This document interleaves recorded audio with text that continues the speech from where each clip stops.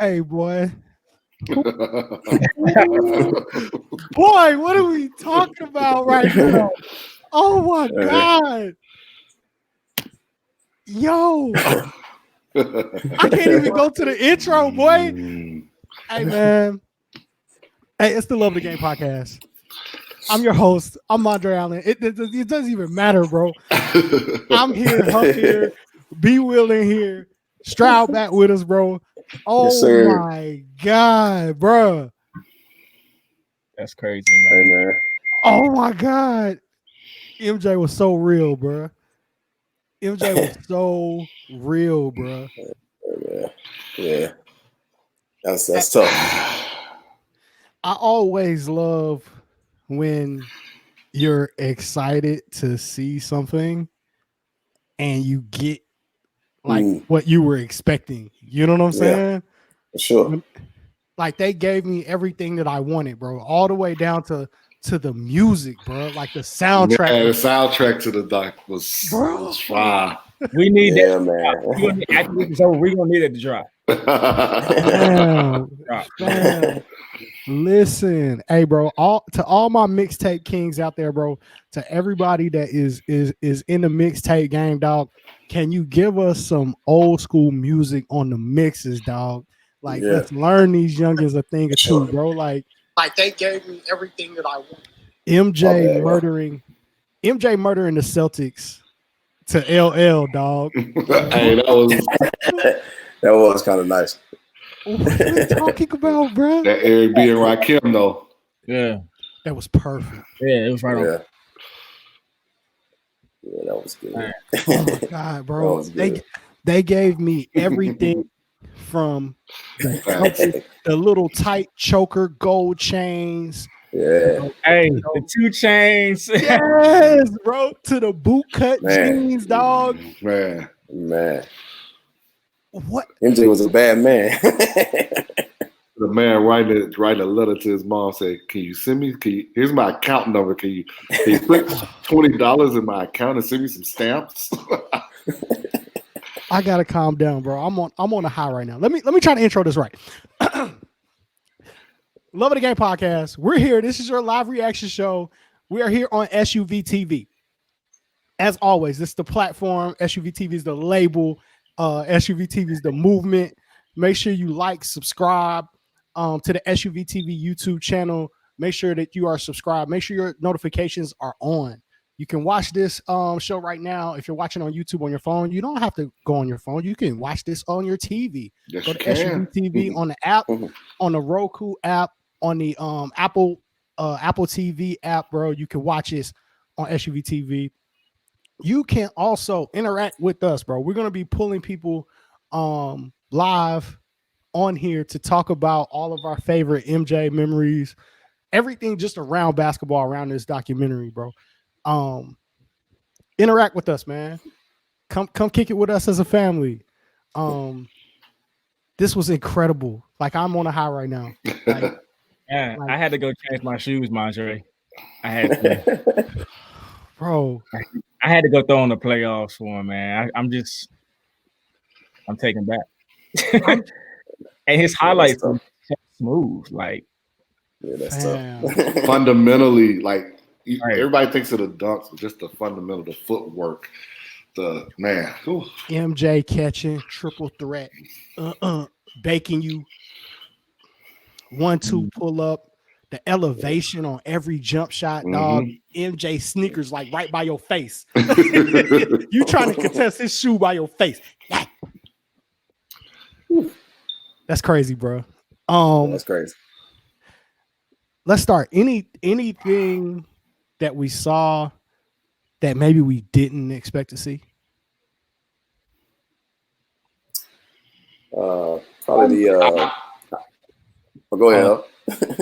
I didn't know Scotty was the 122nd player in the league. That's what I was gonna say. I did not know that. They played Scotty. But did they play him? Remember, he said, at my age, I got 12 siblings at home. Yeah. My dad's in a wheel, like he had to take it when he got it. Here's to me, when I say they played, Scotty, like to me, what I'm more so talking about is every time that you have, this is my issue with everybody's going crazy. The move he put on Dennis Johnson was crazy. It was crazy. My issue is every time that you have the upper hand in business, you don't have to exercise that upper hand. Like you, just because you have the upper hand on somebody doesn't mean that you have to like go through it. You know what I mean? Like you don't have to treat people that way just because you can. Right. And I think that's a lesson in business that I wish corporate America would understand today. Just because you can get away with paying somebody a certain salary doesn't mean it's right. He definitely probably would have. If looking back, he probably wouldn't have signed that contract. Yeah. Man, bro. No. And sometimes he would have been in today's day, he would have been a max player. Definitely. Definitely. And when is the next time that they got a huge free agent to go to Chicago since then? It's the biggest free agent that they got. When they got Derrick Rose at the draft. And that's my thing, bro. Like if you don't treat people well, even when you have the upper hand, like they could have easily. But it started early before that. I mean, that's what I kept looking at is Jerry Krause's relationship just wasn't good from day. I mean, with people around him, it wasn't good. Right. I mean, no disrespect to him. Everybody has to get it their own way. But that dude didn't even have a basketball background, bro. I mean, I look at it. Hey, those jokes, they were playing that man. That was funny. He's like, dude, we got a court. If you want to come do some layups down here, it's a little lower. Yeah, the layup is a little lower, man. Yeah. I mean, look, as a GM, did he do his job? Yeah. Like he saw talent in Scotty. He built that team. He did his job to build a team, bro. But how you treat people is important. It matters. It matters, man. Just because you can get over on somebody doesn't mean you should. Like there are like people see that. People see you treating people like that, bro. Like you gonna let that ride. Like Scotty had to go to Portland and get his bread. Yeah, you gotta think about it. I mean, that's why he was going in on that dude on the bus, man. He wanted to get paid, man. Who was Scotty's agent? They never said that. No, they didn't say that. No, his agent is in the NFL now.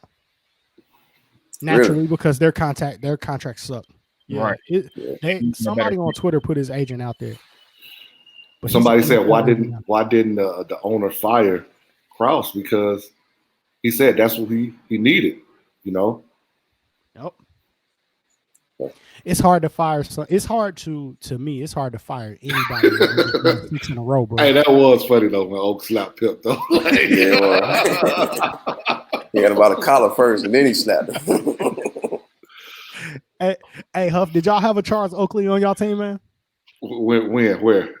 Was that at St. Francis? Was that big boy that went to? Was he go to East Carolina? Was that big boy? Was he the Josh Charles Coleman? Oakley, Man. Yeah. I can tell y'all a story, man. One time we had a workout when college is there, and Malik tried to dunk on him, and he threw him down. I thought he had broke Malik's wrist, man.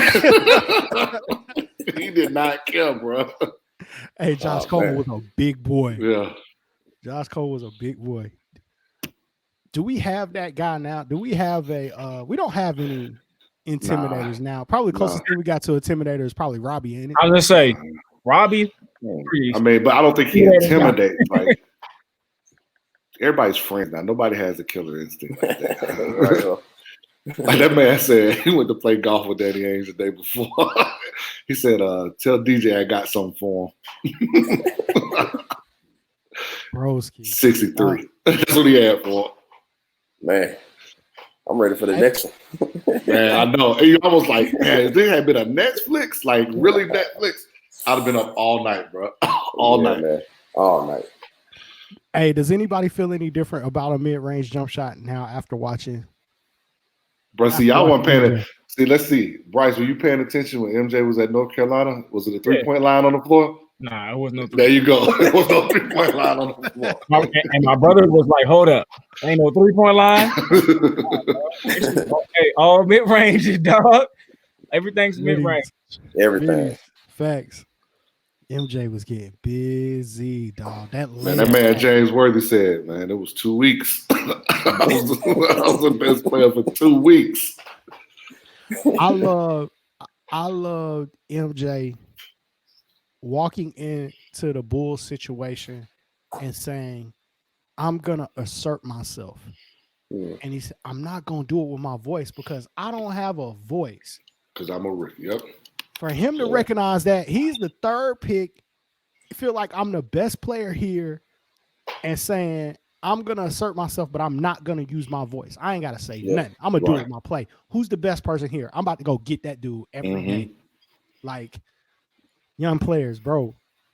Like that's what we gotta, man. That's man, what we gotta do, man. That was so much stuff that you talk about young players, man. What MJ Mama say? What he said, man. The coach. What he say? The coach was doing something. You got to play harder. You got to play harder. No excuses, man. You got to go. Yeah. You got to get it, man. I like when his mom said, you know, we're going to get better this summer. I was like, yeah. Okay. Man, it's I want to know, I think the other thing besides the music or the soundtrack, the other thing that got me is the intro for the Bulls, man. Like that. Hey, man, that's it. I had goosebumps, chills. It's like it does something, bro. Ooh. Like it does something. Memories, man. Like I don't think no other team could ever use that.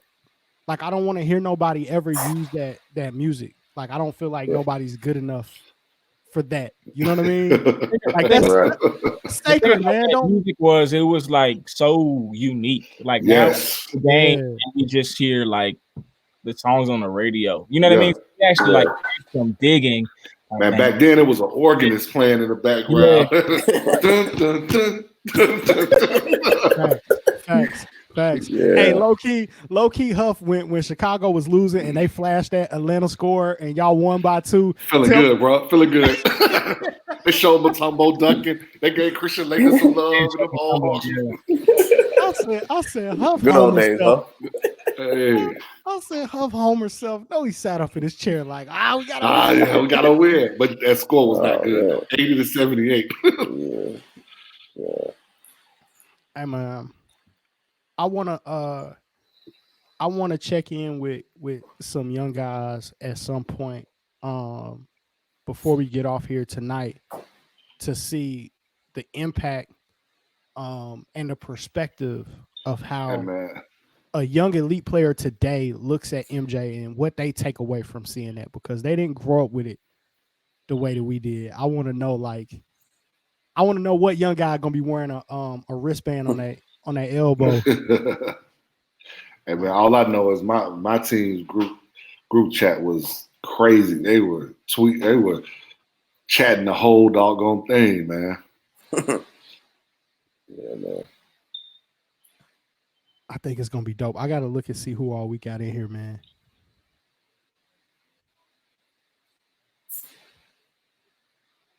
Hey, I got too many Twitter comments to read right now. Hey man, but as we get into it, man, and we want kids to chime in on this. Roy Williams said Michael Jordan was the only player that could turn it on and off, and he never turned it off. Facts. I need y'all players to understand that comment right there. Facts. That's a huge comment. Yeah. Some gems in there, bro. You know, you talking about, oh well, I ain't playing nobody tonight. This one ain't gonna be on SUVtv. Ain't no scouts, ain't no colleges here to watch tonight, so I can just turn it off. He never turned it off. He, and I tweeted this too. Like, I feel like every great player, like we was talking about Colin earlier and some of the crazy stuff that Colin did. I feel like most of those guys, or every great player, got a little MJ in them. And when I say that, not to compare him to MJ, but like every great player is a little nuts. Like they not, you know what I mean? Like you was talking about Malik Huff, where he wants to lift weights right before the game. Yeah. You know what I mean? Or when we playing in region championship when Kobe done fouled out and Kaiser done fouled out, and he turned to the bench. We're not losing this game. You already know. You already know. Respect it or check it. Yeah. Like, I love that. Like, what struck that for me was how psycho MJ was. Yeah. You can only play 14 minutes. Oh my man. I didn't know that part. MJ I didn't either. Coach. He looks at his coach and say, give me the most important 7 minutes you got. Yep. I'm gonna win it in 7. You tell me I can only play 7, I'm gonna win the game in 7. That is nuts, dog. That's that phenomenal, confidence we were talking about earlier. Yep. Bro, that's scary confidence. That's insane. Yeah, that's that's the charts. Man, like I'm gonna kill you. I'm gonna go in here and hit 5 mid ranges in 7 minutes. But and I hate to compare him, I guess, to Colin so much, but that's the player since I've been here. Man, I ain't comparing nobody to that, man. I ain't comparing nobody to that. I'm just saying, like, from an attitude standpoint, how we was talking about Colin, like, yo, he really believes this. You know what I mean? Yeah, like, I got how you. it sounds crazy, but he really believes. He really believes in his heart and his mind that he's gonna do exactly what he's like telling you to do. Yeah. Like, can you understand how nuts that is? Like, Matt Cleveland tweeted, like, everybody knows that you can't get in a flow in 7 minutes. But for MJ was like, yo, if it ain't true. Yeah. If you can go, if you know you got 7 minutes, you're gonna go to work right away. You're gonna try to keep working. But you gotta think of the mentality, man. It's the same man who walked in the office and when Roy Williams said, oh, you think you're working hard? He said, I'll show you. I'll show you. Nobody will ever work as hard as I will. Bro, I remember kids acknowledge the fact that Roy Williams was Dean Smith's assistant? There's so together. I don't know, man. There's so much history in that they probably they don't recognize in that, man. Do the kids know Dean Smith? That's got a point. They got a point right there. Yeah. Do the kids? I mean, they only know Patrick Ewing maybe is the head coach of Georgetown, not the player at Georgetown, not the player at the New York Knicks. And I think that's a good thing though, because I don't think they understand how feared Pat was and how big of a shot that was for MJ. Because to be real, you go back and watch that game. Pat was killing them, bro. Yeah, killing them. But that game was they had him triple team. However, that game was just the beginning of Michael Jordan always taking Patrick Ewing's heart. But see, and that's the thing though, man. I feel bad for Pat when it comes to that because you gotta think it was MJ, James Worthy, Sam Perkins, all on the same team. Was it Jimmy Black, the point guard, all on the same team? So you making excuses for Pat? Against him and Sleep. They had him triple team, coach. But you making excuses for him. Did you see the turnover at the end of the game? How they lost? I know. I'm just being devil's advocate right now. I'm just like I did kind of feel bad for Pat, and partially because I'm a tortured Knicks fan. Yo, Hillsman is in here. Hillsman, you gotta jump on, bro. Hillsman, you gotta jump on. Tap him. Andre, I'll send you the link, man. Hey, somebody send Hillsman the link, bro. We got to get Hillsman in here. Hey, but seriously, like, I mean, there was so much stuff in this documentary, man, and I'm just like, people don't realize what the NBA was like when Magic and Larry and MJ came in. Like, they touched on it a little bit, but that Chicago team was not just the Chicago team, but there was a lot of drug use in the NBA. That was crazy too. Yeah, so that was crazy. What he was talking about was unfortunately rampant in the NBA. I thought he was about to jump. Like at that time when we started talking about the drugs, that made me think about the Len Bias situation. Yeah. Of course, he didn't go down that path, but that's what it made me think of. Like, dang, that's just right around the same time Len Bias, got drafted and stuff and had a drug situation and died. Hey, y'all don't think that was at least a little bit capped though on MJ's part? I think the story. I think he actually toned it down. I think it was. Yeah, I think he did. He could have said names. And I was like, how far is he gonna go with this? Because you can't be diming people out. You know what I'm saying? Even if you MJ, like, right. To me, he actually kind of kept it pretty cool because she could have went into detail. You know what I mean? I'm just saying, what's the chances that MJ walked in that room, saw what was going on, turned around and left like he said? That's like no. I think some other people. I think some other people would have. D'Angelo Russell, when he walked in the locker room, had the phone out. He was filming everybody, and then you know what I'm saying. Like you can't really. You gotta keep it. You gotta, the code. That's facts. Yeah. I mean, you can't he did kind of dry snitch. You know what I'm saying? A little bit.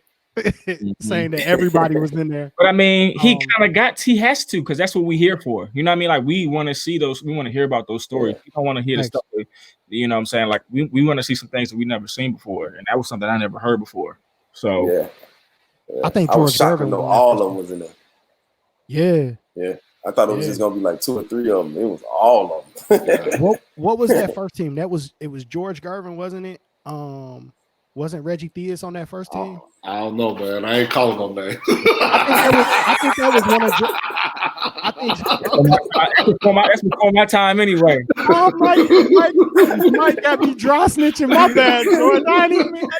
I'm over here reminiscing, dog. I ain't trying to put nobody business out the streets like that. Jerry, we don't know who's watching right now. I know, man.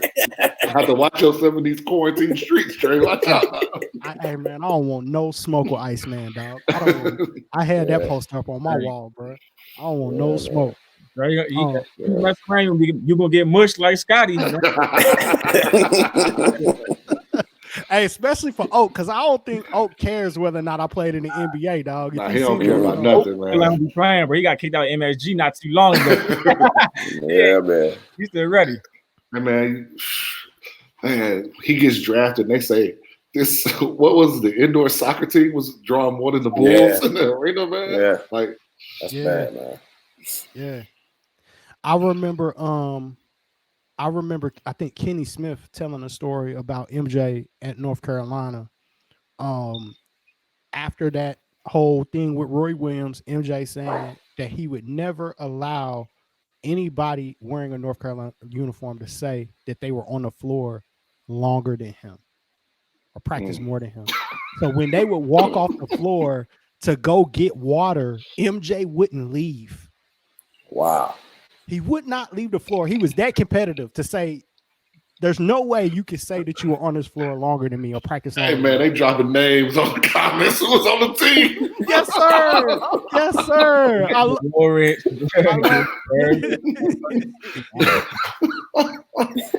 Orlando Woolridge are fine. Hey, somebody tell me, was Artis Gilmore on that team? He might have been. I think he was. Artis Gilmore was on that team. I think he was. Oh, we got some smoke in it. Ooh, sheesh.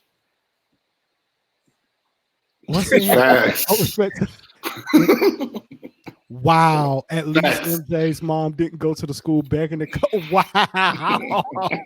At least MJ's mom didn't go to the school begging the coach to put him on. Man. And he didn't make it. She told him to work harder. That's facts. Yeah. That's facts. Hey, I did see a tweet from Justin Young saying that Scottie Pippen would have been in the 2020 transfer portal. Could have been. Hey, bro. Hey, but let's talk about Scottie for a minute. That man, he was a 5th pick in the NBA draft from an NAIA school. So even back then, now let's be serious. Back then, yes, all y'all players, I gotta go D1, gotta go D1, gotta go D1. Yeah, NAIA, 5th pick of the draft. It was a team manager to start out. Equipment manager. Grew 5 inches between his freshman and sophomore. Hey, can I have one player? Can you grow 5 inches for me? I can use that. Please let it be DeJuan. Please let it be my son. Man. Please let it. Hey, man. MJ taller than all his people, man. Let DeJuan be taller than all of us, man. I'm cool with it. I ain't gonna trip. DeJuan be walking up on me, though, dog. I can't, you know what I'm saying? I can't have him. Man, I'll tell you something, man. I just got so much stuff, man. I'm sorry, man. I know I'm rambling. I'm going from one part of it to another part. Hey, go for it, bro. Let's go. Man. They always talked about, which I'm probably sure in one of these episodes they're gonna get to it, you know, how he treated or what he did to Steve Kerr. But that moment he was going out, like he was at Ron Harper's neck, bro. He was at Ron Harper's neck. Yeah, he was. Yes. He was. Yes. Bro, you know, that's the thing, man. I think, to me, I don't know. Can you be a championship team without that? I mean, I've always said I feel like the best teams were led by players and not necessarily by the coaches. The coaches' overall leadership, but that team accountability, that player accountability doesn't get it. You have to have player accountability, man. Yeah. I remember, what do you say? He'll tell you to get out of here if you weren't ready to go. That's what happened, man. Fonz is dropping every name on that team, baby. Hey, I love it. I love it, bro. Now we know who all was in the room. Yeah. But no, I think when it comes to winning the championship, I would love to know if something like that was going on in like the Wheeler practices or the Wheeler locker room or some of these great teams that we've seen throughout Georgia, like who that guy was, if it was always the best player or if it was a senior player. Sometimes it's not the best player, man. Yeah. Sometimes it is and sometimes it's not. Sometimes when you're just trying to win, dog, you can't take that shit personal, bro. Like, but you gotta have somebody on your team in order for your team to win and be like successful. You gotta have a dude that forces everybody else to raise their bar. Yes, and it can't always come from the coaching staff. It's got to be somebody on the floor who is who has that Mike mentality. Like, dude, if you don't step this, you know what up, we ain't gonna get the job done. And if I feel like if you don't have one of those guys on your team, it's gonna be hard to win those Final Four games. Right. And I think it goes. I want to say it was Eric Musselman, but it may have not been. He said there are 3 people who cannot have a bad practice: the head coach, the point guard, and the best player. Cannot have a bad practice ever. Yeah, for sure. I think to be that guy that you're gonna scream on dudes at practice or sometimes really get after dudes, I feel like everybody has to know. I see the comments, man. You already know. I wish y'all met Sylvester. Don't mess with them big dudes. Facts. They dropping all names. Sheesh. That Enos Watley was on that team. Oh my gosh. He dropping names of dudes I ain't even know. Who is Jawan Oldham? I don't even know him, bro. Robert went and found a whole roster, fam. I hope that they dig deeper into Harper, into Ron Harper. I think they would. I think that's something that like I need to see, and I think that's something that a lot of people need to see because dude was good, and I feel like it was really good. Man. They gotta like get into that, and I think they will though. But to be that guy, you got to be willing to sacrifice too. Your teammates got to know that you're willing to give it all the way up. Oh, you got to but win. The dudes who are like that, they don't even think like that. They just naturally are like that. It's like, dude, I'm gonna give it what I got, no matter when I step on the floor. And if you ain't raise the bar and compete on my level, then sometimes they'll be like, Coach, please get him out the game. Like, come, get him. So they'll do it. They'll police themselves. You know what I mean? Like, he ain't playing to the level we trying to get the job done, man. So I feel like you got to have somebody like that. Got to. I think that's what this episode 1 and episode 2 taught us, that everybody needed somebody. Yeah.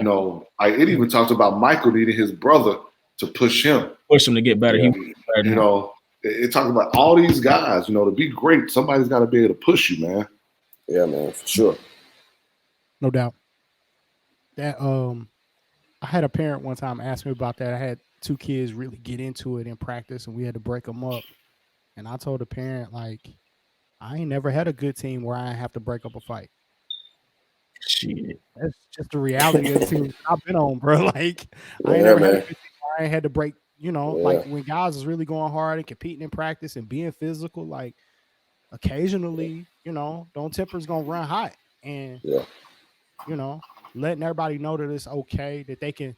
To me, that space where basketball was that space where I could be passionate and it was okay, and my passion wasn't perceived as just being an angry black guy or a young black man. You know what I mean?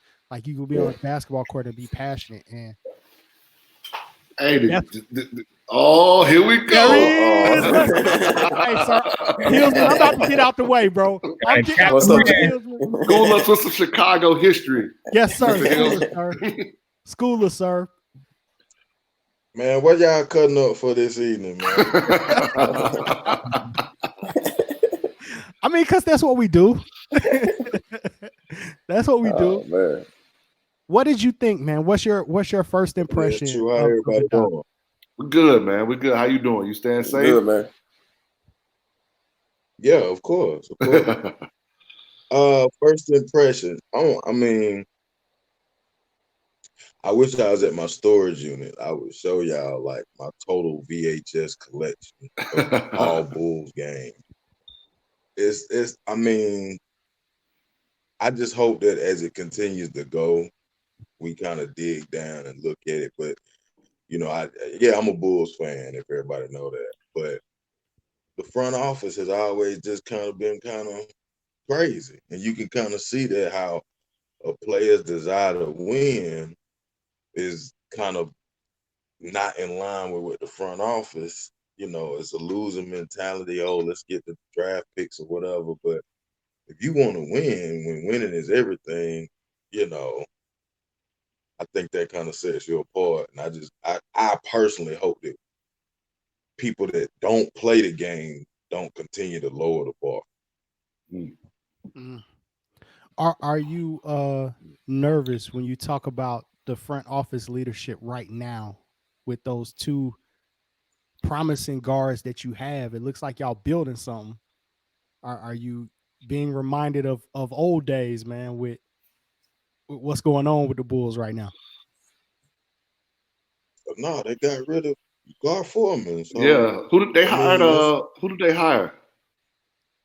They hired AK out of Denver, which was not their first option, because their first two options, they still was gonna keep Gar in the front office position, and that's just not good. Remember, he ran off Thibodeau now, so Thanks. But they have an opportunity to do some things, but we'll see. And then the assistant GM that they got, Gar Foreman's gone though, so it's immediately better. That's how I felt when the Hawks got rid of Billy King, man. Billy King. Anybody surprised that probably the greatest player to ever play this game wore bootcut jeans? Starched bootcut jeans. Hey man, come on, man. I was shocked by that too, Drake.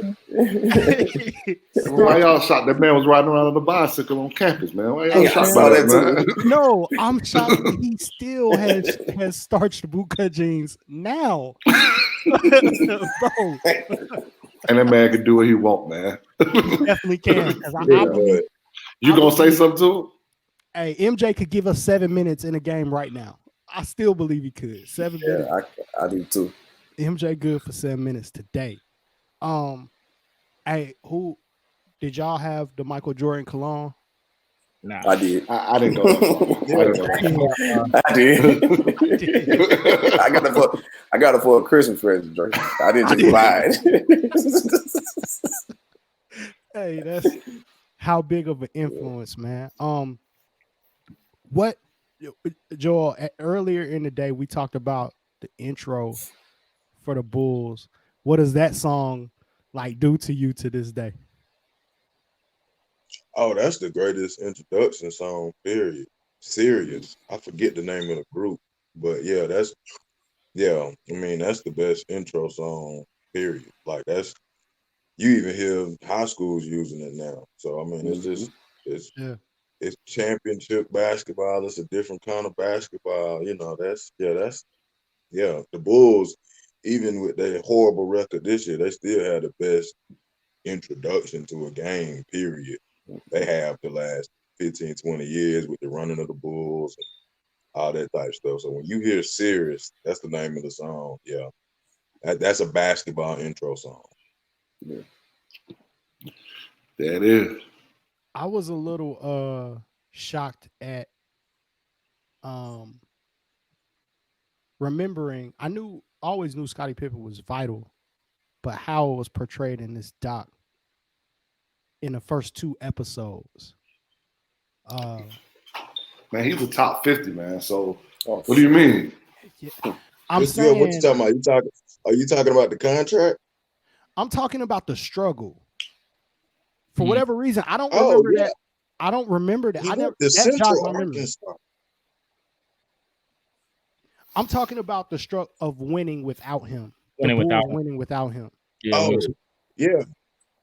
I didn't remember that. Yeah. I mean, that's kind of part of Pippen's lore. You know, Jordan never won one without Pip. Pip didn't win one without Jordan. Mm-hmm. Yeah. But that 86 season, the 87, you could see even against Boston. Now, if he don't miss them 60 games, they probably not an AFC. Right. So you gotta kind of bring it into that context. And then, we talk about teams nowadays, just to bring you in context of how the NBA works. Oh, they under 500. They were 30-52. I was shocked. I couldn't believe it. I saw that. They had less teams. But still 82 games because they had played Boston 6 times during the regular season. But I will say this though, Joel, and you can tell me if I'm wrong.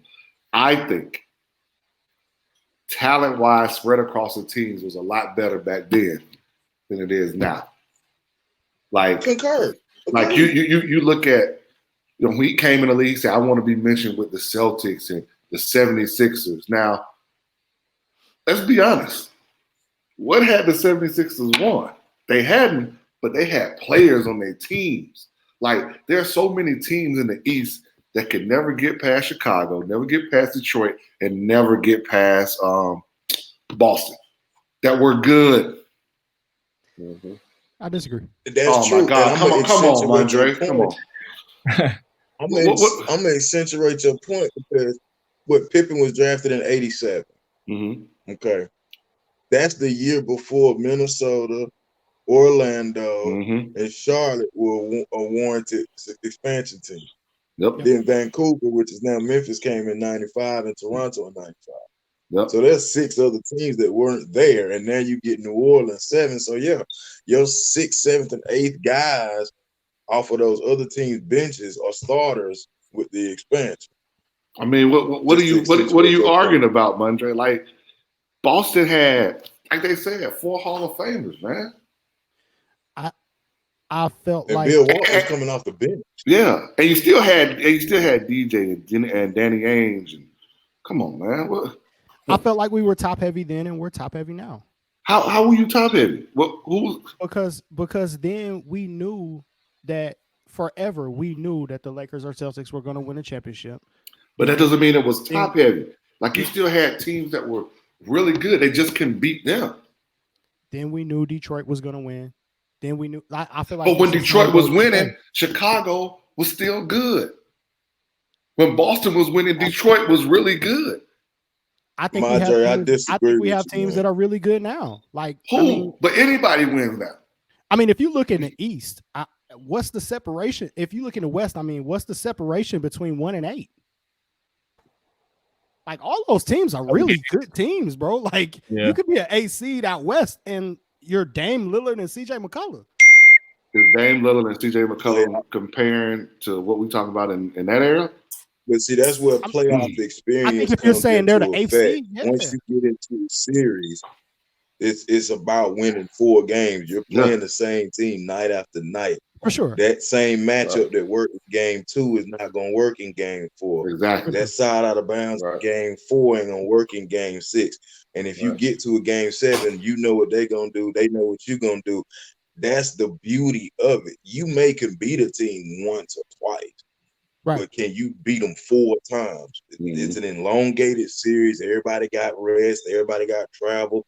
That's what makes it different. Like, even in that year, the Bucks were 57-22, and Sidney Moncrief coming out.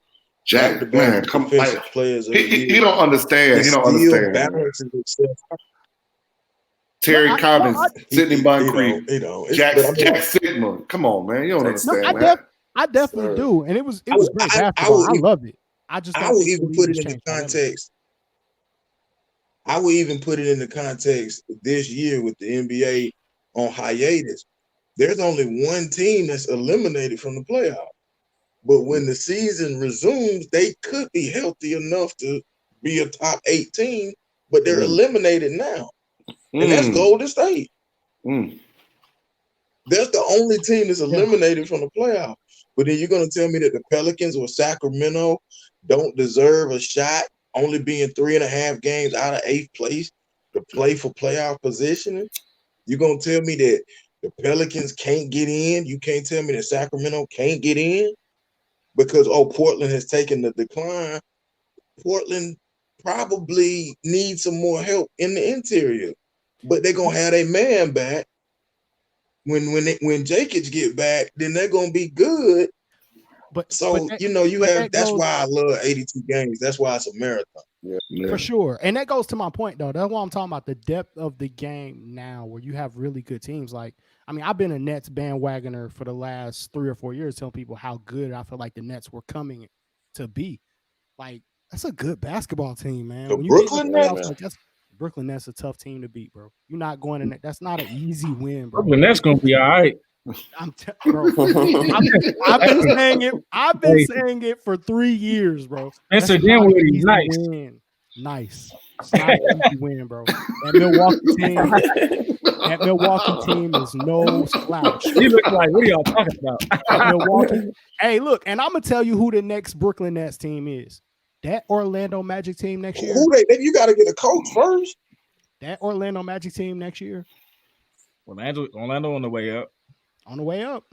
Them Boston Celtics. I don't think, and I'm naming teams that I don't think have a chance of winning the championship, but those are good teams with depth, with good players. Oh, what up, fellas? Here we go. Let's go. What it is? We in here, man. I'm in here saying that the depth is just as good now. I mean, I said something for Burnett to get in there. Hey man, this is an unprecedented premiere right here, man. What you got for us, man? Not much, man. I just wanted to join the conversation, man. Growing up about 30 minutes from there, it's just bringing up all kind of nostalgia, man. So I just had to chime in with you fellas, man. Hey, yes, sir. Hey, both of y'all growing up that, Chicago fan, you growing up that close. Mondre them probably just know the United Center. They don't realize that feel in Chicago Stadium. When that thing was I gotta include the disclaimer. I'm from Hammond, Indiana. I'm not one of those people that say since I'm 30 from Chicago, I'm from Chicago. I gotta throw that caveat in there. HMD. But I will say, but it's close enough because it's the same market, so you still get that type of feel. Where we were situated at in Indiana, you always rooted for the Bulls. The Pacers weren't really an option. You respected Reggie, you respected Dale and Antonio and Jalen, but it was always about the Bulls, just in that little Northwest Indiana corner. So I mean, you really felt that market kind of rise with it, man. So it's just being able to appreciate how MJ approached everything. And I think with MJ, you still see how he set the tone for a lot of the moves that are LeBron James and a Rich Paul and some of these other guys, how they've used the business of sports to take a stand for players. I didn't know MJ was as vocal as being able to make some of those statements even back then. And I think the documentary really emphasized that early on because we were younger at that age. So we were noticing what he was doing on court, and we were less focused on some of the statements he was making, given the platform he created. So I thought it was dope how Crawl made it to where he had to be a little bit more vocal to get a point across. But it was nice to see he was that type of ambassador for the players. And now these guys have totally changed the landscape as far as how deals are being negotiated. And I'm sure Pippen would have loved that type of advocacy. Oh, yeah. You're right. It's like when he said at the press conference, they just won a title. I'm not playing for nobody else but Phil Jackson. Yep. I mean, there you have it. I mean, that's not great. That's pretty black and white. And with the way he played, I mean, it's only so much you can do as far as playing a game of chicken with Jordan. Yeah. And you win. When you win, that puts more arrows in your quiver. Yeah. So, that you win. If you lose and you want to sit there and say, nah, I think we can do it, you don't have as much power behind you. But you win. You haven't lost in the finals. And I think that was the point they made. You don't break up this team. We won. If we had lost, then okay, I'm with you. Let's see what else we can do. And the way Jordan used the word entitled. Normally, when you hear entitlement, you think, you kind of look at it in a negative way, like they just entitled to spoil. No, but he specifically used the word, we're entitled to defend this until somebody kind of unseats us. And I just thought that, he said that with a lot of conviction. But I think it ended up holding true with it, though, right? No, you cannot. No, you can't. You can't, bro. I gotta ask a question. And after I ask this question, I'm a duck. Uh-oh. I just gotta ask a question though, man. You see my shirt, right? You see my shirt, so I know, bro. I know. Did Orlando give MJ the fair one when he came back in the league and they lost in the playoffs? That wasn't a full season. Hey, now, I got an interesting thought on that. Now, let me tell you, bro.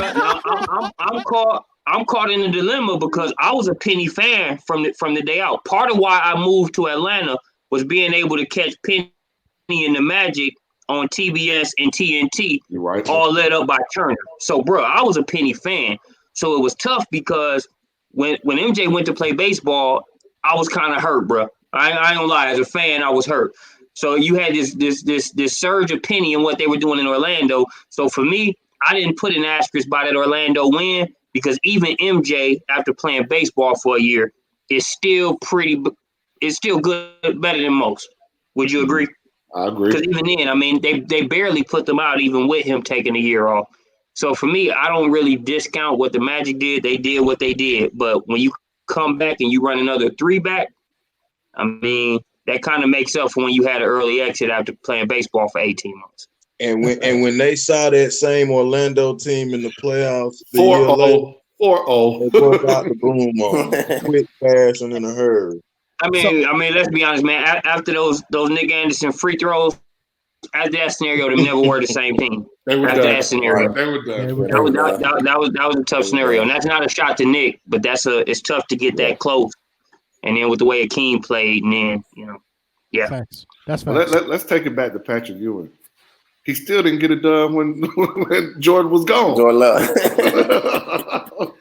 So what did we talk about before? I'm just saying the man Charles Oakley said the man that put the team on his back. To your point, Cabral, isn't that proof of how hard it is to win a title no matter how good you are? Yes. And my argument, and I don't know if this is the right place for it, but my argument is Jordan won 6, but it's the Hall of Famers that he prevented from winning that impressed me. Miller didn't get one.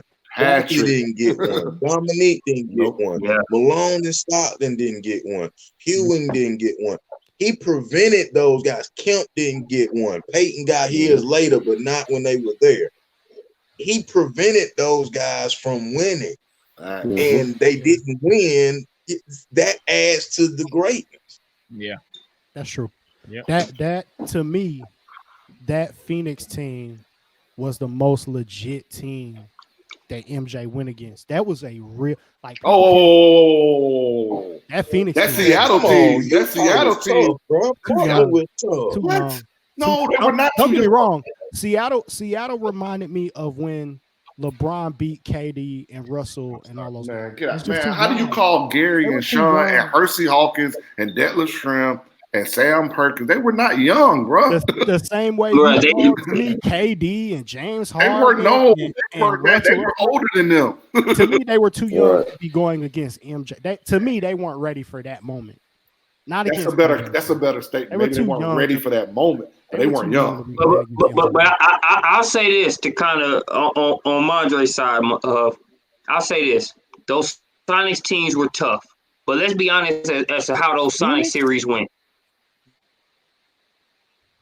Gary Payton was going to talk stuff, going to be a respectful effort on behalf of the Sonics, but at no point did you really feel like the Sonics were going to beat the Bulls. Never. And that's a matter of opinion. That's a matter of opinion, but I think most people will say you never felt like the Sonics were going to beat the Bulls. Those Suns teams, with the way Marley was shooting, with the way KJ was playing close to his prime, with the way Barkley was playing at the time, Dumas was tough. You know what I'm saying? Like Paxson had to hit that 3 he hit during that one finals, bro. Yeah. You know what I'm saying? So I feel like it's still a matter of opinion, but that's why threat because we needed that 3 from Pax, bro. To me, I think every other series, like you could point and be like, man, this ain't really, you know what I mean? To me, looking at it, it was never like, to me, even when I saw the first championship against LA, I never doubted that MJ was winning that first ring. I never doubted. And I think MJ missed the game winner in game 1, didn't he? Was that game 1 at Chicago and he missed the game winner in LA? Magic done won that game, but I mean they had the advantage. Yeah. Game 3, I think, was the pivotal game when they went out to LA and Scottie Pippen fouled out and Divac fouled out. Right. Pippen and Jordan had to play the fourth quarter with 5 fouls, and they wound up winning that game. That was the pivotal game. And then the Seattle series, they went up 3-0. So that was just, we'll let y'all win too, so we can go back home and win. Go back home and win it, yeah. I never felt like. But the Utah series, both Utah series were highly contested games. If you go back, I don't think in them 12 games in the finals, I only think there was one game decided by 8 or more points. They all were key possession, 1 and 2 possession games, and it was always in the high 90s, the high 80s, the mid 90s. They valued it. Look at how the last one was won. A defensive stop, come down, don't call a timeout, shoot a jumper, win by 2 or 3. So there was not, I'm thinking off the top of my head, there was no more than 1 or 2 double-digit games. And then he never played in the game 7 in the final. Right. And I'll tell you what I really liked about that era, as we talk about it, Mondre, of why I like that era. I felt every team had to go through a process to get to be a champion. Yeah. You didn't just jump and be a champion. Like, that's true. Detroit, we got to get through Boston and become a champion. The Bulls got to get through Detroit and become a champion. And it was like, not saying you wanted to respect that process, but they had to. Yeah. And when they finally got over the hump, it was like, shh, we there now. I agree. I feel like watching the Pistons finally beat Boston and then go and get a title. It showed you how to win. It showed young teams how to win. And I think you listen to Isaiah Thomas talk about when they lost to the Lakers, that teaching them something. That summer, what that summer was like after they lost. Isaiah Thomas got busy. Still watching that game brings tears to my eyes to this day. Getting busy on one leg, giving everything that they wanted on one leg, which I want to do. But I think we do lose something for young players that young players don't necessarily understand how to deal with adversity and how to build your team into a winner. Nobody wants to build it anymore. Everybody just kind of wants that ready-made. We're not watching teams go through that adversity anymore. Hey, bro, I'll tell you one thing I was thinking. I bet you Detroit was sitting back and watching MJ against that Celtics series and thinking there's no way he's going to score like that without us sending him to the free throw line a lot. Like, I feel like they were sizing up that series and saying there is no way you're going to stop him unless you commit to the type of physical game plan that they did. I mean, they did that in any series. So, they were a physical team, but I'm just saying, man, I think a lot of the stuff that you will see in subsequent years, they felt like it was a must after you saw that Celtics series. I saw some highlight about how physical the game was. And they showed Jordan finishing and how he got fouled. Like, even he was finishing, and they were just knocking him on the head. They were undercutting him. They were doing all kinds of stuff to him. Yeah. Hey, I'm telling you, man, I started out as a huge Isaiah Thomas fan, and I, in the early days, I wasn't an MJ fan, like, right off. It was that series that kind of flipped it for me. Like, I didn't like that, man. Like, if you can't guard this man, just to come out and just foul him, that was squirrel behavior to me, man. That's not right for me to say that against such elite guys, man. But y'all understand what I'm saying? Like, that was whack behavior, man. Like, don't just foul this dude because you can't guard him, bro. Like, we just gonna beat him up. Like, come on, man. Like, play basketball. Like, try to guard him. Beat him up. Yeah, try to guard him, bro. But as we're gonna see next week, that might have made Michael. I think it did. I think when they went through with the Pistons got them to be the 6-time NBA champions. I think without that, they don't become no champions. You lost to the Pistons back-to-back years. Yeah. I don't even think Pippen becomes who Pippen is without going through the migraines. They calling him soft, you know. How much Tim Grover do y'all think we get in these next couple episodes? A lot. Enough. Next episode for sure. I mean, next episode. Everybody knows Tim Grover. I feel like he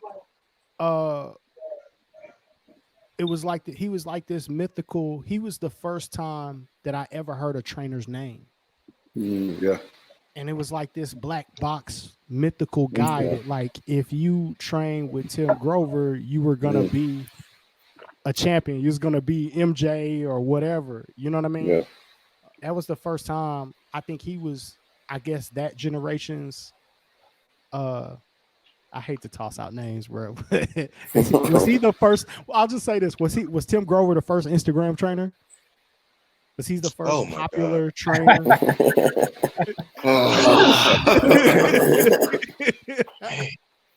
I gotta Why ask. can't he just be a trainer? I know, right? Trainer. Why can't he just be the first known trainer, a trainer that had a name of substance? He can't be. I gotta ask. Instagram, man. Hey, but what he was the only popular guy that I how many Instagram Jerry Krauses are there? Man, that was a good one. Hey, man, but what y'all missing is, you know, Bryce, I think you may be the youngest on here, I think. Did you really understand what WGN and TBS were back in the day from when we were growing up, man? Man. I didn't have to wait for TNT. I don't even know when TNT start. Like, wait, TNT and TBS the same thing, bro. Yeah, but TNT was later because TBS would be playing the Hawks. TNT started in the 81. And I was watching TBS, baby. Yeah, because we was in Atlanta. Yeah. But TNT had the NBA in 81. I ain't see none of that. I ain't okay. WGN. If you had cable, you had WGN, so you could catch the Bulls games too. So good. Yeah, man. And that's what made it so great. They were two stations. I'm not gonna tell you what my daddy did to get me WGN. We weren't paying for it. We weren't paying for it. That line was going outside your house, man. Yeah, the cable line running. And then you had a splitter. Yeah, but I got to get a quick joke in. Hey, MJ was dry snitching for a little bit at one point in hour one. They didn't want to give me that one. Marcus, they didn't want to give me that one when I called. And he stopped. He didn't say the names. He just said they were all in the room. Yeah. Hey, too much ballpark, man. Too much ballpark. No, Alfonso went and looked up everybody that was on the team that year, so he started naming them. That's the difference in college ball and pro ball. Yeah. Yes, sir. Good grief, man. I gotta do we get the any mention of the previous playoff series in this doc?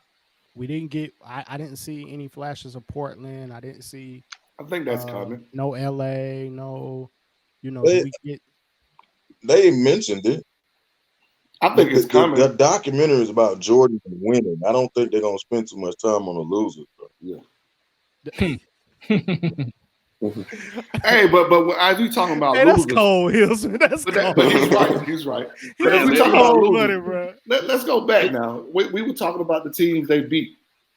That was a pretty deep Portland team now. Yeah. Portland was tough because he beat Drexler, but then Drexler got his ring. Hey, Huff is really about to tell me about Terry Porter. Man, they were deep, man. They were deep. I didn't say they had. Then when they started talking about MJ jump shot. Huff really about to start telling me about Terry Porter. Is that where we going? Kevin Duckworth? Kevin Duckworth. Buck Williams. You don't know about that, man. Buck Williams, Jerome Kersey, Kevin Duckworth, Terry Porter. Yeah. I'm going to tell you my Clifford Robinson. To me, if Uncle Cliff Robinson, his rookie year, If Uncle Cliffy was older in that series, I think it's a better series. To me, Cliff Robertson was hooping, but Ricky, man, too young, bro. Yeah. He too young. Kevin Duckworth too old. Bro, y'all saw that mid-range assassin, man. If he's hitting threes like he was hitting threes at Portland series, you can cancel Christmas, man. So, I mean, you know they're gonna slow us down and walk us through the story behind the infamous knocking down a handful of threes and then shrugging the shoulders. Right. So you know they're gonna walk through that at the right point. At some point, I just want to hear. Sometimes I dream that he is me. Give it to me one time, bro. Make my life all right. Man. I forget which game it was. It may have been game 4 in the Portland series. Game 4. It wasn't 6 because they won it. So it was either 4 or 5. When Chicago trailed by 18 in the fourth quarter and Jordan was on the bench, and Scott Hansen, Craig Hodges, DJ Armstrong kept them in the game. Yep. And then they got back in the game, and then Jordan came in and won it. That was the pivotal game. And I think he said it in the doc tonight. The early 90 teams were a little bit more agile and younger, which they were because Hodges would hit for you, BJ would hit for you, Paxson would hit for you. But that game, Scott Hansen, ain't nobody talking about Scott Hansen. I know one of them games in the finals against Portland, he played and got 8 to 12 points in the fourth quarter when they were down, and they came back and won that game. Was it game 2 or 8? That's gonna drive me crazy now because I know it may have been it was game 4, I think. Go to the VHS, man. Hook us up. I got a question too, because they didn't really talk about it. And I think I know the answer, but who started in place of Pippen until he got back that year?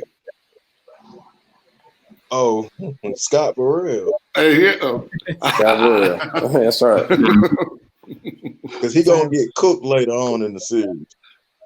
Because people always think, they just started Tony Kukoc. No, they left. He was the guy to come off the bench. Tony was the guy to come off the bench for him. No, it may have been. You know what? No, it may have been Kukoc, though. I don't think the whole time it was. Kukoc, Jordan, and Harper. No, it was Kukoc. You sure? I'm okay. I'm pretty sure about it. If it wasn't Kukoc, then it was Burrell. But then Burrell got buried to the end of the bench later on. Because then Judd Buechler started getting more playing time than Burrell. Judd Buechler. Off the bench, though. Yeah. Off the bench. Select minutes. Because that's the thing, all these games, I don't know how many Pippen missed. It may wind up being like 20, but see, he didn't miss a game in the playoffs. Right.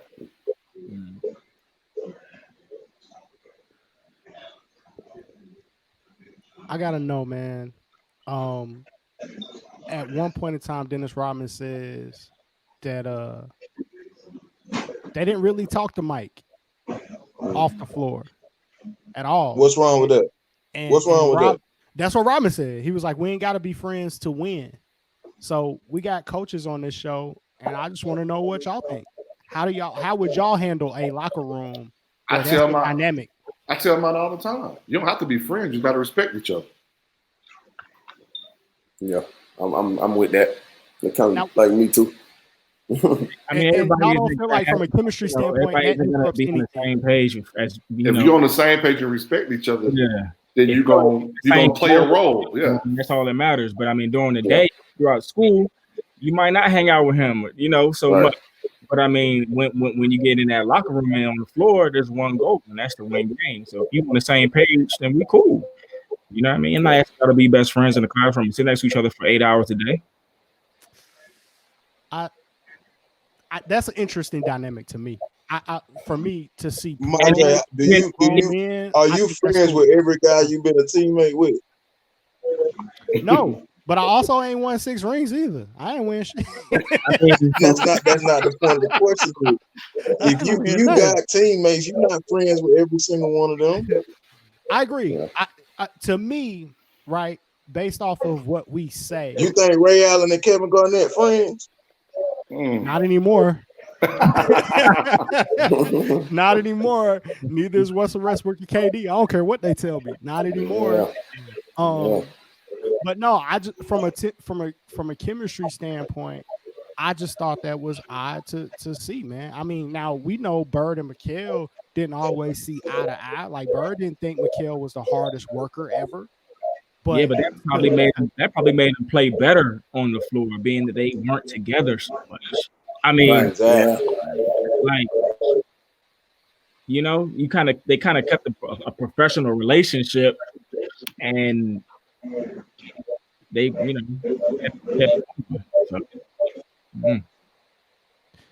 yeah, I think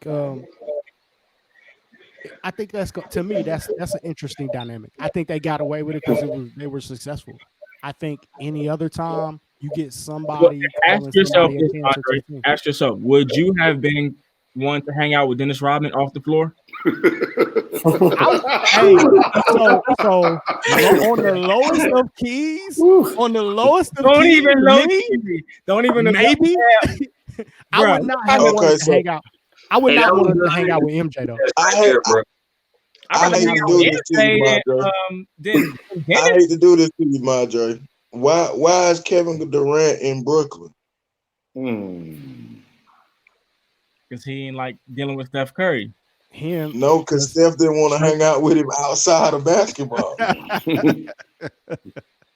Well, are we sure Draymond didn't have anything to do with that? Huh? Are we sure Draymond didn't have anything to do with that? He probably that was Steph Curry. He was going. That was Steph saying, "I got kids, I got a family, I ain't got time to run around. I'll see you at the gym." So I mean, let's you got to take. You talking about I think that has a lot to do with Phil and how he was able to get that team to play together. Yep, exactly. A masterful job. Yeah, masterful job. Yeah. I mean, I was shocked by that, though, man. Honestly, like, do you think Robert the Chief Parrish was hanging out with Larry Bird? Notice what I said now. I could tell you on that team who he was hanging out with. Oh, and don't forget, Robert Parrish got one of them Bulls rings too. Yes, he does. He does. John Sally got him one. Yeah. 2, or just one. I gotta look that up. I think Sally got 2. He rolled that way. I think. How many Jack Haley got? How many Jack Haley got? 2, 1. Ooh, I don't know. Yeah, you pulled one out. He got one in Boston and one in Chicago. Yeah. Sally went and got him 2, and then went to LA. And Sally got one.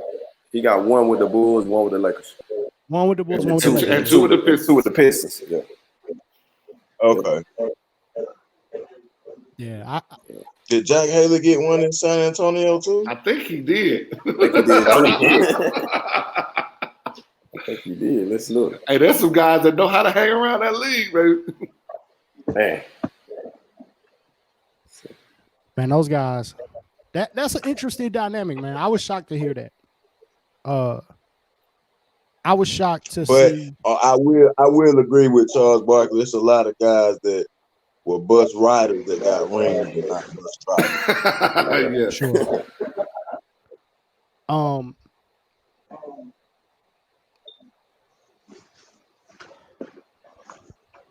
Man, I'm just thinking about that team dynamic, bro. I don't know, man. That I would be shocked if I'm trying to name another championship team that we think that these guys in a locker room aren't really talking like that. Nobody, Lakers are there Lakers that really what? Why is that so shocking to you? I don't, man.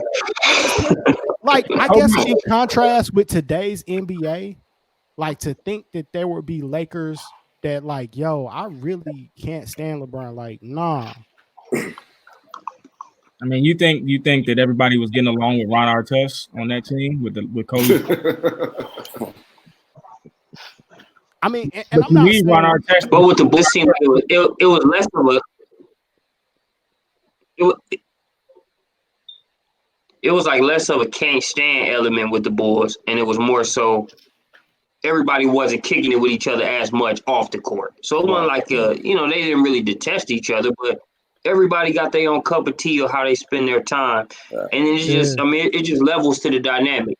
the same cohesion you might need at the high school level, it's going to be a lot different when you talking professionals. Very much so. You know, for sure. It's totally different. They said them dudes would show up at the club. Rodman have his corner, Pippen have his corner, MJ have his corner, all in the same spot. Nobody crosses over. They said by the end of it, and I think that's okay, because if you at the club, that's your personal time.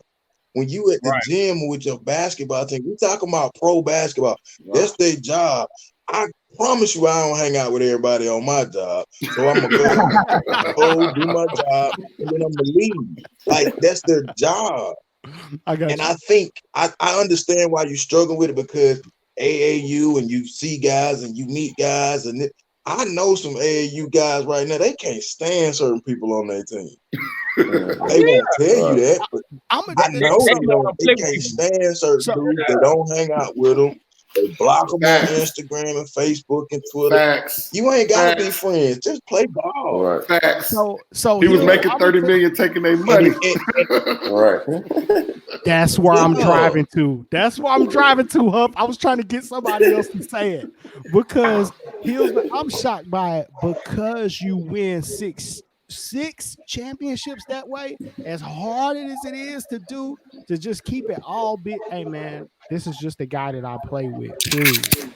Now for some guys, the guys that got rotated in and out, I understand, but Harp, Pippen, Rodman, these guys you win multiple championships with, that you leaning on like that, and still your best friend is Oakley out of all of them. Like, you don't really rock with them dudes. Like, you talk to Oak, and Oak is a Nick.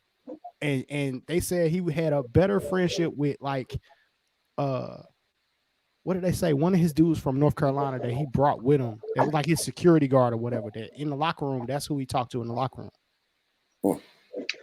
Like, that was a little surprising to me. To be the age difference too. To be the best, you have to sacrifice something. Remember, I told you that earlier. The age difference in the pros too, Dre. You gotta look at that, man. Like, true. A 17-year veteran ain't gonna hang out with a 2-year player. You know what I mean? Guys, 17-year veteran might have a wife and 3 kids. When that second-year player, I mean, he's 19, 20. You know what I mean? Hillsman said he's a stone cold killer. I come to work, I kill, and then I leave. I feel you.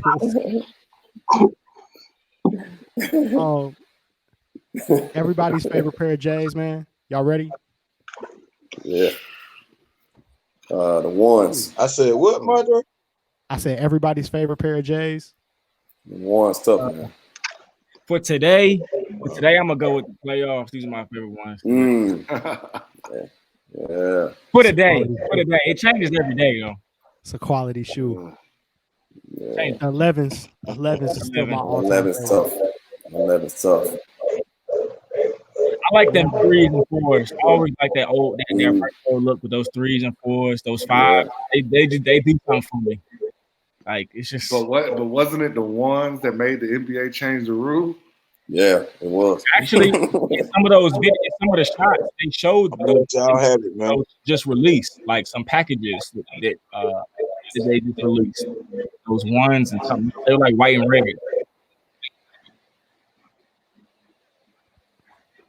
4s.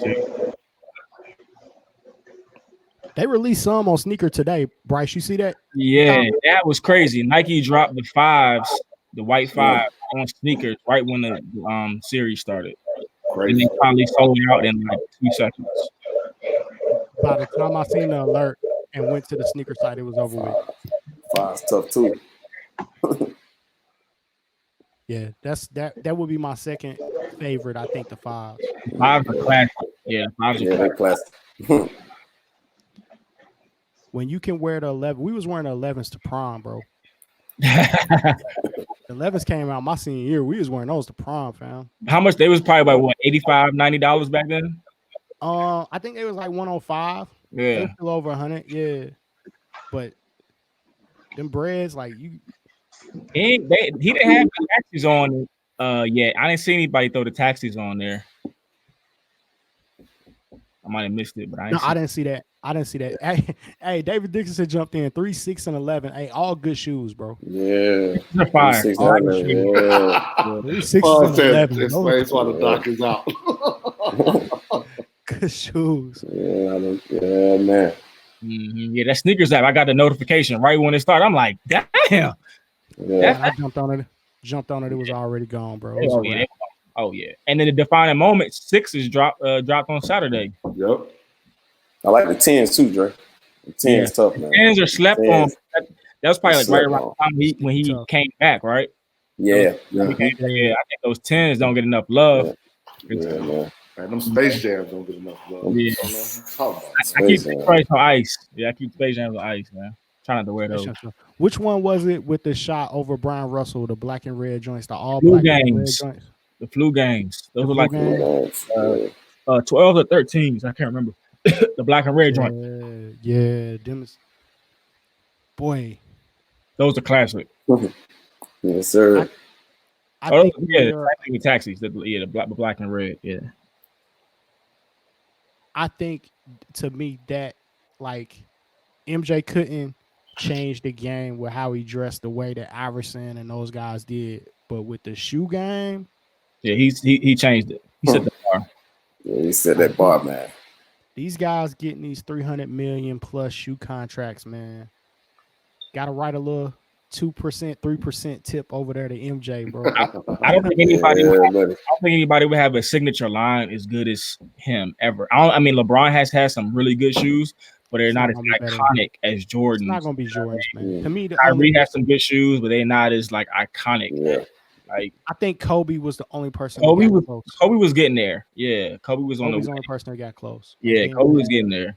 I think KD would be next. I don't think KD is touching MJ though, but his shoe line, I think. But the thing about it is, like the way we saying these numbers of shoes, you can identify their signature lines like that. Like if you ask me like what were the KD threes, I had to see a picture of them. You know what I'm saying?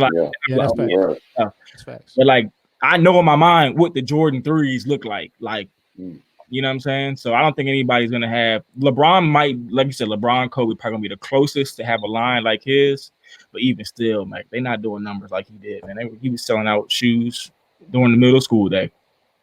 Yeah. Tuesdays. Tuesday release. Fam, they had to stop releasing Jordans on Tuesday because I remember guys would you're either cutting school and coming to school at lunch with the new Jordans on, or you're leaving school early to go get the shoes and then come back. Yeah. Nobody else's shoe release is doing that, bro. Nah. Nobody. They had to move the release of the Jordans to Saturday. Yep. Which made it crazy. That's crazy. You changed the game, man. Being in school, bro, that's back when your album, if you was a rapper, your album came out on Tuesday. Oh man, and the Jordans came out on Tuesday. You was going to the mall getting right, bro. Mm-hmm. That's when you bought albums. Even the team Jordans, I peeked in the first part, and I was like, "Yo, the team Jordans is even crazy." Like, it was crazy, bro. He did Chris Paul dirty though when Team Jordans came out, but I was like, "Yo, these Jordans are tough." He did Chris Paul and Melo dirty. Yeah, Melo got some decent shoes though under Jordan. The jump man. Yeah, Melo had some decent shoes. I swear to Chris Paul had nothing. Man, y'all sleeping on them answers out there, man. It's my favorite shoe. Yeah. It's my favorite shoe, bro. It's my favorite shoe. And man, y'all sleeping on them Reebok pumps, man. I got them signed by Dominique over here, man. Y'all don't make me pull them out, man. Oh man. Or that was when he get a documentary, man. Oh, he got one, man. He on SEC Story, man. Watch out over there, bro. So speaking of, man, what other like documentaries do y'all think y'all would want to see? We get MJ.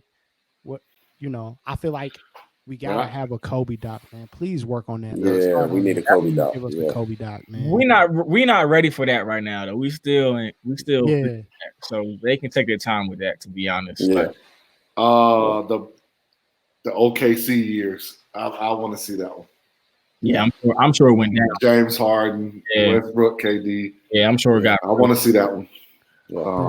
I want to see the year the Cavs won it, man. That year. I want to see when they won it. Yeah, I want to see that. Got to give me a LeBron doc. Yeah, you got to give me one LeBron. So speaking, I wouldn't mind like a Lakers doc with the time period of like Eddie Jones, young Kobe, Facts. Who else on that? Underrated. Fox, like that time period. We could. A lot of people don't. A lot of kids for real don't know anything about Eddie Jones. Like Eddie Jones was that good. For sure. I could. Hey, J.R. Ryder was on the All the Smoke podcast, dogging Eddie Jones. Man, I used to bust his ass.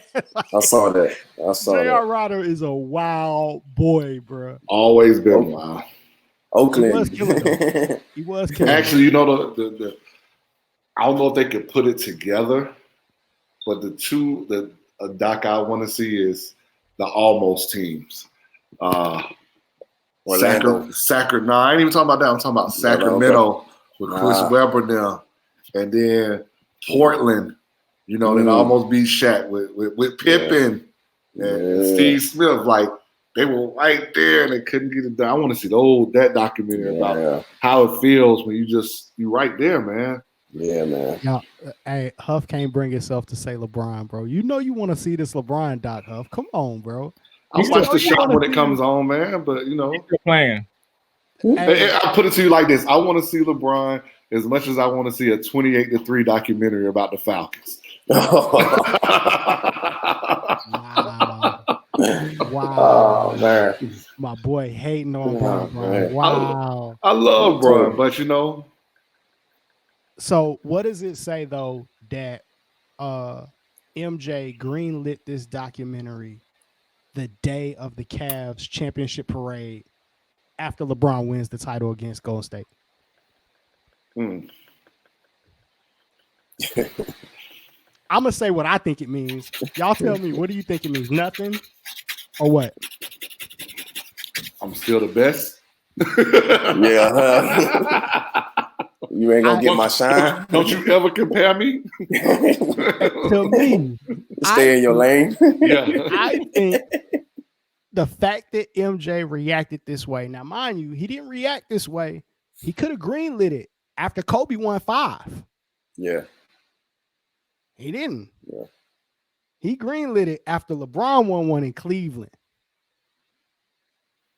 To me, that is MJ saying that this is a worthy adversary. Mm-hmm. Not saying he's better, but saying that championship that he won in Cleveland was huge. Yeah, it was huge, bro. Huge. Like, and I think if Kevin Love and Kyrie don't get hurt, that could have been the second one. And he was down 3-1, right? Yes. Yeah. Like that was almost like winning 2 yes. It was huge. If Draymond don't get suspended, do they win it again? Ooh, you got a lot of stuff. Got a lot of stuff in that one. Got a lot of stuff to unpack, as they say. When Draymond went out, that's when the floor opened up for LeBron, and they didn't have nobody to really lock him down and get in his and bug him the whole game. And we at that point, they come back. Had 2 games to go after that, man. Yeah, man. I was so mad at Draymond and Bryce. I didn't know what to do, bro. Change it, man. Momentum swing. Man. Yeah. I was mad like I was coaching, bro. For real. I think MJ was at home like, go. Yeah. You're right. Press the button on it. Sent the text, man. I'm glad he did. I don't like him calling Scotty selfish for the contract thing, but I understand. But if they all came back thinking this is the last dance, that's why he's saying that. Like, this is our last run. Let's go get this title. We worry about everything else after. He made $8 million over the course of his career. What was it? It was like, come on, man. But I get you. But he also signed that deal, guys. Don't act like he didn't sign that deal. He did sign it, but he knew he needed somebody to get the job done. He knew he needed to. So you saying he should have took less? I mean, the dude deserved more. So whatever the case may be. But y'all missing the point. It ain't about MJ in that. It's about the management. They said they never would go back and renegotiate contracts. They ain't got nothing to do with MJ. It doesn't. I mean, I see both points where he's saying like he could have got the surgery earlier and stuff like that. I get that. I agree with that. But at the same time, from a Scotty's standpoint, he shouldn't have signed a contract for one. For two, I mean, he was worth way more than what he got. Like, but when you got 12 people depending on you, maybe more if you include the mom and dad. 7 years for 19, you gotta. He's like, what happens if he gets hurt? He can't take care of them. Let me sign this deal. Yeah. I think he watched MJ go get 30 million. I think he's looking at MJ saying that's easy for you to say because right. You got this big shoe deal. You getting all of these endorsements. You know, like, you know, I feel like to me that's the part of it why I think it's hard for me to look at MJ and be like, bro, like you couldn't toss this dude in a couple commercials. Like, you know, like help him kind of offset some of that. You know what I'm saying? Like, you got a lot of pull at that point, bro. Like, Gatorade gonna do. I mean, is Gatorade not gonna do whatever you say? He did have a sneaker line, but I had them flights, them Scotties. Scotty had sixth grade. I had them. I had some nice shoes, but I did not know he didn't make that much money. I couldn't. I mean, either. I did not know. Like, you know what I mean? In my mind, I'm thinking Scotty. I mean, he probably still is set for the rest of his life, but I'm thinking like, I mean, that deal in Portland was pretty good. Like, well, you know, Scotty's had a financial advisor that robbed him too. Watch out for these financial advisors. Matter of fact, I want to say it's the same dude that robbed Tim Duncan. Wow, Tim Duncan got robbed. I knew Kevin Garnett got robbed. Tim Duncan got robbed too. Tim Duncan got robbed too before his divorce. Then he got divorced after he got robbed. Tough life. But Tim Duncan got that bag though, so it wasn't. I mean, got what bag? Didn't Tim Duncan get paid? 100 million? Tim Duncan? Yeah. He might have it. Yeah. San Antonio, he had to get it. He had to get over 200 million. I mean, something crazy. He got a good deal. I mean, yeah, I was shocked by that, man. To me, speak on another man's money. You know, I understand. Like, he got mad at him for the same reason. But did he speak on his money? He just said he was selfish with the surgery. He didn't speak on his money. He said he was selfish for not getting a surgery. I agree with that point. That ain't got nothing to do with your money now. Yeah. MJ wanted to win at all costs. I think. Yeah. But I understand where Pip was talking about. Like, get me out of here. I think but he wasn't saying. I don't think he was saying get me out of here for joy. He was saying get me out of here for the cross. Yeah. No, I just think we have this thing about today's players. Oh, they cry babies, they go complain and blah blah blah. You know, some old school players like want to get out too now, man. Had a whole article on MJ saying, "Yo, this ain't right. I ain't with this." You know, those things get looked at a little bit different, I think.